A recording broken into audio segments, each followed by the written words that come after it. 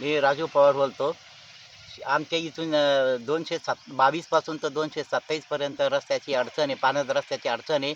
हा पानद रस्ता शासनानं लवकर मोकळा केला तर आमचा शेतीमाल बाजारपेठेत जाईल किंवा आम्हालाही शेतीत जाता येईल, त्याचं उत्पन्न घेता येईल. आमचं गोरगरिबाचं पोटा पाण्याचा प्रश्न येतो, दुसरा आम्हाला याच्याशिवाय पर्याय नाही. हा रस्ता झाला तर आमचं सगळं सुरत कुटुंब पोटभर आहे. किती वर्षापासून तुमचा रस्ता बंद आहे? 2013 पासून बंद हा रस्ता.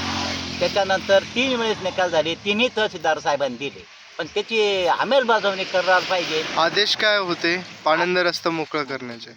हा पाण्याचा रस्ता मोकळा करून देणे ही विनंती होती आमची, आणि आजही तीच आहे. फक्त आम्हाला रस्ता पाहिजे. तुमच्या पाणंद म्हणजे हा जो रस्ता आहे तिथून तुमचं ट्रॅक्टर वाहन कोणतंही गाडी वाहन जात नाही? नाही जात, ठीक आहे. जातच नाही. आणि 2013च्या अगोदर पासून हा रस्ता चालू होता सुरळीत? नाही नाही 2013च्या पहिली कोणाच्याही शेतात नव्हते, शेती एवढी जास्त होती लोकांची, त्यावेळेस काही इतकी व्हॅल्यू नव्हतं. पण आता बागायती जमीन झाल्यामुळं ज्याचं त्याला पडलेलं आहे. पण आम्ही इथून काही अडचण नाही बा, असा आम्हाला रस्ता करून द्या, आम्हाला असं म्हणणं आहे.